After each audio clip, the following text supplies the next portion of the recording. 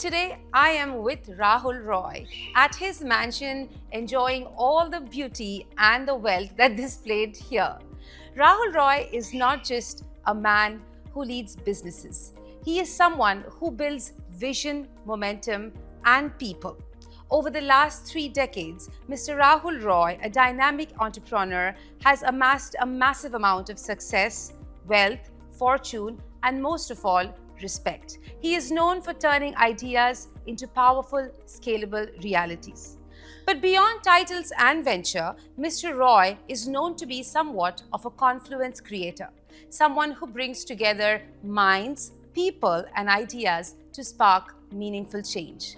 Whether it's leadership, entrepreneurship, or personal growth, his voice has the clarity and conviction which many don't possess.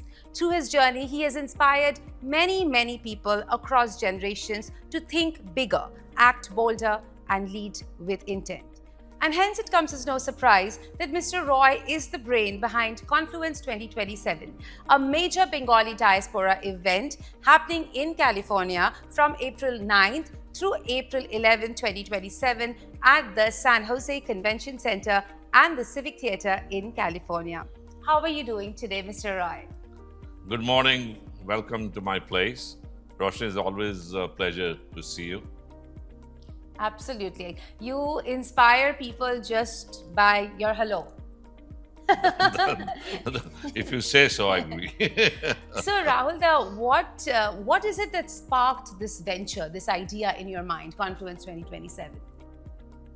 We have been saying things from the cultural point of view, from literature point of view, heritage point of view for years, I would say maybe 100 years. We are enriched with a lot of the past glory, past characters who have given us so much recognition worldwide. But you cannot carry a legacy and you don't build new legacies. What we are lacking today in the Bengal diaspora is that magic of success, which we glorified and enjoyed from our past history. So my intent is to bring up the Bengal diaspora, or in a simple word, Bengali people, to the next horizon of success and wealth. In that way, this particular intellectual community, blessed with so many virtues, can stand tall among all the Indian communities who have done so well all around the world. We have certain challenges, Roshni. If you look at the corporate world, we say, in general, Indians have done so well, they have reached to the C-suites. But then I have to dissect that success, and I hardly see anybody from Bengal diaspora is part of that C-suite strategy. Why is that? Where we are lacking? Are we lacking in confidence? Are we lacking in reaching the right connections? Are we lacking the self-esteem? Are we lacking the knowledge base what we need? Are we lacking on the language? So these are the questions which comes in my mind, how to put all these unknown equations together and put in a simple line, Bengalis, wake up. We need to reach to the top. And that's what I'm working on for years now. Excellent. So, the wake-up call for Bengalis, I think, is also abundant throughout Bengali literature, where people like Tagore have constantly reminded people to stand up, to walk alone if you don't have people to back you up, but never give up and never lose sight of what's important. But Rahul, I think a very key thing that always comes to my mind whenever I meet you is that you have already achieved so much. Of course, this house is living proof, the luxury, the wealth, the people that come and go are living proof of your success. Many people, most people, I would say, at the phase of life in which you are in, would think about retiring, going to Hawaii, vacationing. What is it that keeps you going? That you is it legacy building? What is it that you are after personally? That's a very good question, Roshni. I believe that success means sharing. And perhaps this virtue I got from my birth, And it got endorsed by Silicon Valley, which is the valley of sharing. Knowledge sharing, wealth sharing, network sharing. We don't find in that in our diaspora. We are very selfish people. We are loners. We live with our past glory, but we don't want to participate in the current flow where opportunities are a lot better, a lot greater, and our community slowly is fading out from the word success. They want to live a very frugal, modest life. Now, modest is good. You can always be modest. But at the same time, if you create something which can be appreciated by the world, by your community, by your family, and share your intellect and knowledge and the source of success with your other colleagues, with your other friends, associates, unknown strangers, so this community can come up. Today, if I go, which you know, I live in Kolkata over 6 to 7 months a year. And I have seen Bengalis have become the poorest community of Bengal compared to any other community. Why is that? Why we have chosen to live all in the mercy of the government? Why can't we build our own fortune? Why we don't build that self-confidence? Why we are not achievers? So with all these puzzles, I came up with ideas that to do Bengali to Bengali business. If we do our business within our community, trusting each other, believing in each other, sharing and keeping the transparency on with honesty and integrity, I think Bengalis will do very well in the upcoming future. But the challenge is that we don't think that way. We want to keep everything to ourselves. If when we are successful, like you said, we become very private person. We don't want to give it back. Even if we want to give it back, we want to give it back to the community or to the institution which doesn't need that kind of financial support. And I'm not talking about financial support. I'm talking about mainly the knowledge. I'm also talking about wealth, don't get me wrong. Also, I'm talking about how do you build this kind of capsules? Like, how can you build this kind of incubation where our generation, even people who are retiring from their jobs, how they can get into the business, because today the social security money is not enough for someone to retire. How they can continue the life journey, getting the success and keeping the family happy, healthy, and prosperous. That's awesome. But Rahul, of course, this is a very difficult thing to do because you can learn skills, you can learn to be financially more sound. You can learn a lot of things, but to change a generational mindset, I think is a very, very difficult task. And you have taken that upon yourself for the betterment, of the Bengali people. And kudos to you for that. On a very personal note, Rahul, you've been a role model to many, many people. This amount of success, this kind of success, the road to this kind of success is never easy, right? So I'm sure in your life, you have experienced some setbacks and challenges. Is there a particular time that you remember when you were going through a phase that was not that great? And what are the traits in you that made you overcome it that you would like the newer generation to learn from? You hit the bullseye, Roshni, and the answer is complex.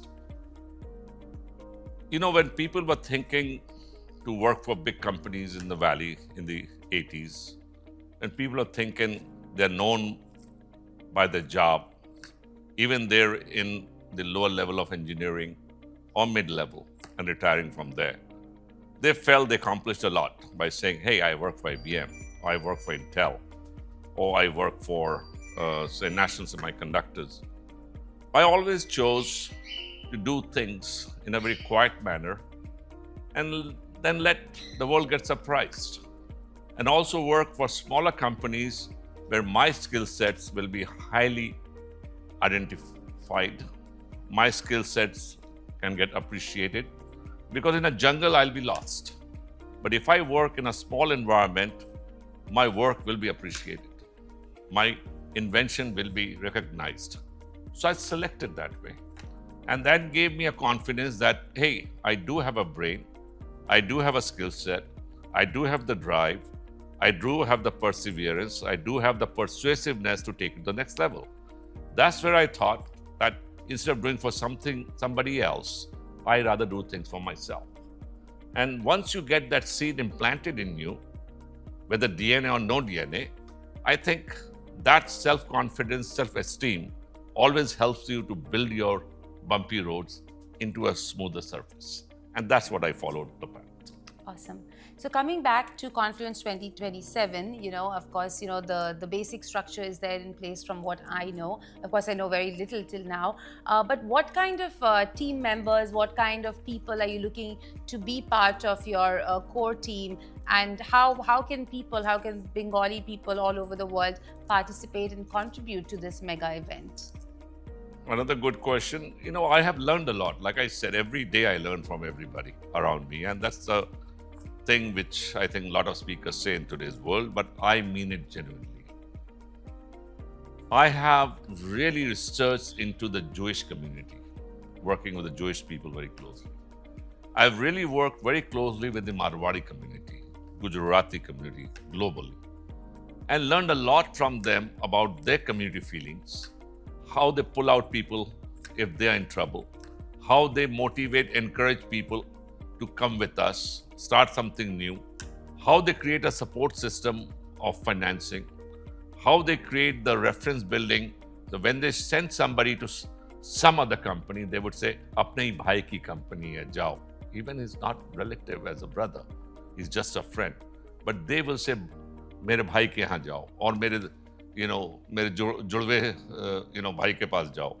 They emphasize this unity so strongly, and their network and their community feeling is so strong, which gives me the sparkle and such a quenching, mentality that why can't we do this? Why we are so, arrogant about this, that we don't need anybody's help. We are not going to help anybody. Whatever we do, we want to keep it to ourselves. Let's enjoy music only. Let's do all this cultural thing. Let's not think about how do we grow, how together as a team we grow. We never discuss these things.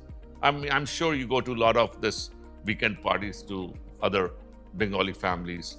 And if you look at the discussion, it is more a debate or argument on topics which has no value, no merit to somebody's growth or community growth. It's always talking about either sports or world politics or stocks, but it has no intellect, value-added proposition to the people who want to learn or they don't have the intent to share. So I want to change that mindset. I want to drive this journey, bringing the right people who believe in us, believe in this thought process, believe in the fundamentals, what I'm talking about. And together, we can build a new world. And this world is dedicated to our Bengal diaspora. So Bengal can come up, Bengalis can come up, and we become so proud of our creation. That's what I'm looking for. Mm-hmm. Since this is a Bengali diaspora event, my penultimate question to you, Mr. Roy, is that, like you said, Bengalis are good at certain things, right? They are educated on an individual level. On an individual level. But I think on the flip side, they're also extremely opinionated and debate comes very naturally to them.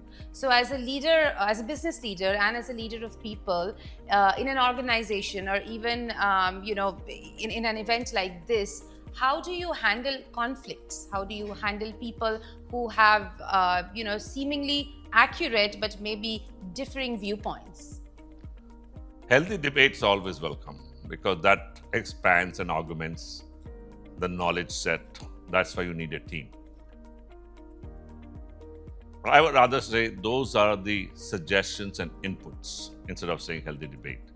Now, I may say something on certain process, somebody may disagree or semi-agree and may have an add-on opinion to it. It's most welcome. I take that as some kind of certification that, hey, I agree what you're saying, but if you can add this or modify this, I think you can do better. But if somebody comes in and tries to completely eradicate the thought process, which is so noble and it is so philanthropic, there is so much to give back to the community, then I know he's not the right-minded person. Then I know he's no value to me. He's a problem creator. He's a troublesome person. You keep them out. You keep the people who are like-minded, who believe in the cause. And they're also part of this because they want to add value to this cause. Those are the people you're talking about teamwork. That is my discovery of the team. And I believe successfully I found those people right in this valley and around the world who can become the best team and the A team of this journey out here, what we are putting together. So the intent is important. Absolutely. Cool. So with that, my last question to you, Mr. Roy, is what do you want your viewers? You have over 1 million followers on Instagram. What do you want to tell them that they can expect from Confluence 2027? My expectation is, please attend this, be a part of this. What value you can add, let's talk about this. Reach us, reach all our members, all the stakeholders who are trying to make a change in their life and everyone's life. It's a learning process, it's a giving process. It's something we mutually appreciate each other's philanthropic work. And out of this, what the outcome is, that we'll also build a big financial world. And every penny will make a difference. And imagine, and this is not philanthropy here, this is investment, where this Bengal fund, which I'm thinking, which all Bengalis will participate in this, creates such a large magnitude, Herculean level, that fund will help people here, people in India, to start their whatever enterprise they want to start, or the ideas can be totally nourished and encouraged. And that's what I'm looking for. And also a good retirement out of this journey, where as investors, for people who thinking that what they will do in the next 5-10 years of their life. Excellent. I cannot agree with that more. I think as the name signifies, it's truly going to be a confluence of arts and culture, but also business, technology, revenue ideas, and just securing perhaps a better future for Bengalis. Roshni, sorry to interrupt you. Let me correct this. I believe art and culture is embedded in business. This is where we go wrong as Bengalis. When I am talking about this business confluence, keep in mind art and culture is embedded. This is not a standard Bengali confluence where people are sitting and talking on a subject, and subject could be very boring to the audience and then they leave. No. This forum basically will include the Bollywood, Tollywood, actors, comedians, drama, songs, all included in this. MCs will perform. Even the participants will be rehearsed and trained to create that kind of entertainment into the business discussion. But subject will be strong, that will be business, but the business with pleasure, fun, with art and culture. No business, no culture. No business, no art. Keep in mind, everywhere you need business to be successful in art and culture. Awesome. With that, thank you so much, Rahul. It was wonderful chatting with you as always. Once again, Confluence 2027 is scheduled to happen from April 9th through April 11th in California at the San Jose Convention Center and Civic Theater. See you there.